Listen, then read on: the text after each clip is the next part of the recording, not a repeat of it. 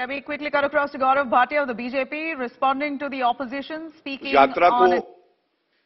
निकालिए, लेकिन जिम्मेदारी का आपको एहसास होना चाहिए।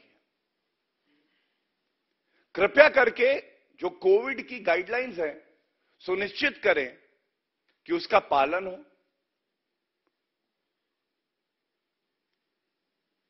यह सुनिश्चित करें कि मास्क और सैनिटाइजर हो वहां पे जो भी व्यक्ति उस यात्रा में आता है। और सब All right, the BJP holding a press conference. We're going to track back to that. But for now, we're looking at this politics brewing over Tawang clashes between India and China. The opposition now demanding a debate on the same inside the parliament. And on that, they have decided to protest right outside the parliament near the Gandhi statue. Their demand, hold a discussion on Tawang face-off in both houses of the parliament over skirmishes that took place on the 9th of December. We need more clarity.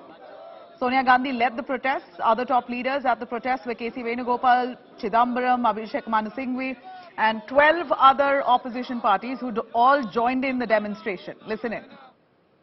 ये नहीं कि राष्ट्रीय सुरक्षा का मामला है इसलिए नहीं बताएंगे। भारतीय जनता पार्टी एक जिम्मेदार विपक्ष की भूमिका भी तब निभा रही थी, लेकिन चीन गुस्सा हो जाएगा। और तत्कालीन नेशनल सिक्योरिटी एडवाइजर जो रहे, उन्होंने यहां तक कह दिया था, ये जो हो रहा है और अगर हम इसे सार्वजनिक करेंगे तो चाइना के साथ बेवजह मुश्किल खड़ी हो जाएगी। एक रिस्पांस वो था और एक रिस्पांस आज ये है कि हमारी सेना को खुली छूट है कि वो निर्णय ले सके कि उनको क्या कार्रवाई करनी है। यह राजनीतिक इच्छा शक्ति के बिना संभव नहीं है, क्योंकि हमारी सेना सबसे वीर तो है ही, सबसे ज्यादा अनुशासित भी है। और चाहे गलवान की बात करें, चाहे तवांग की बात करें, जिस वीरता का परिचय भारतीय सेना ने दिया है, हर भारतीय को तो सेना पर गर्व है। लेकिन राहुल गांधी कहते हैं कि वो पिट गई है और उसका समर्थन खड़गे जी भी करते हैं, जो ये साबित कर देता है कि खड़गे जी अध्यक्ष तो बन गए, लेकिन रिमोट कंट्रोल अभी भी गांधी परिवार के पास ही है।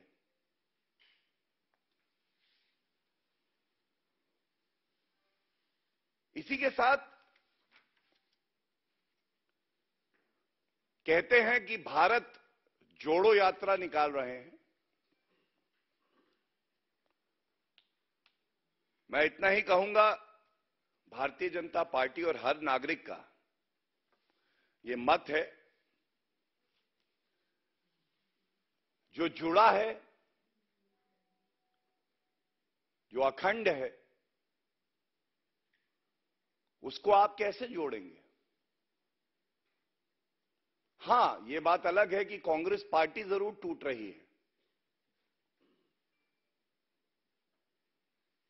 और हम सबने देखा है किस तरह से चीन के ऊपर चर्चा होनी चाहिए संसद में कि चीन और भारत के जो रिश्ते हैं और चीन का ये जो उग्र रुख है भारत की तरफ, इसका क्या कारण है, सरकार की क्या नीति है, इसके ऊपर चर्चा की जरूरत है। 2013 में जब डिफेंस मिनिस्टर ए.के. एंथोनी साहब थे, उन्होंने पार्लियामेंट में खड़ा करके डिटेल से बताया कि कांग्रेस का जो पुराने पॉलिसी है, बॉर्डर को डेवलप नहीं करने का, रास्ता नहीं बनाने का, वहां इंफ्रास्ट्रक्चर नहीं बनाने का, कांग्रेस का पॉलिसी ही गलत रहा है, जिसकी वजह से हमारे फोर्सेस का मूवमेंट तकलीफ होते हैं और बॉर्डर में रहने वाले लोगों को कठिनाई का सामना करना पड़ता है।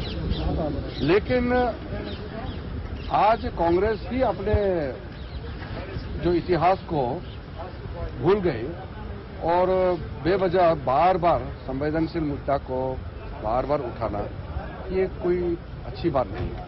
मांग है कि चीन के मामले पर संसद में चर्चा हो।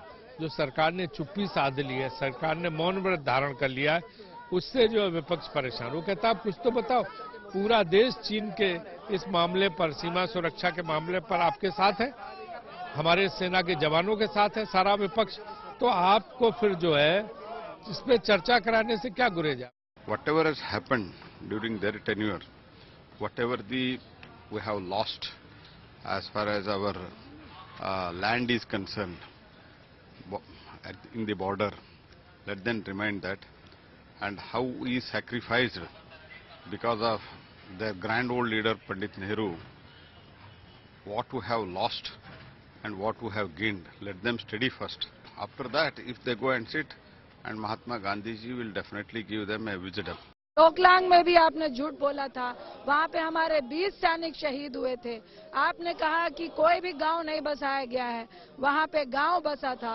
हम चाहते हैं सदन में चर्चा हो, और सदन में चर्चा से ऐसी कोई भी सुरक्षा पे आंच नहीं आती है।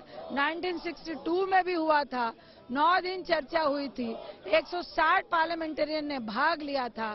बार बार चाइना के मुद्दे पे सरकार फेलियर है, और अपने बातों से छिपाने के लिए, अपने फेलियर को छिपाने के लिए वो सदन में चर्चा नहीं कराना चाह रहे हैं।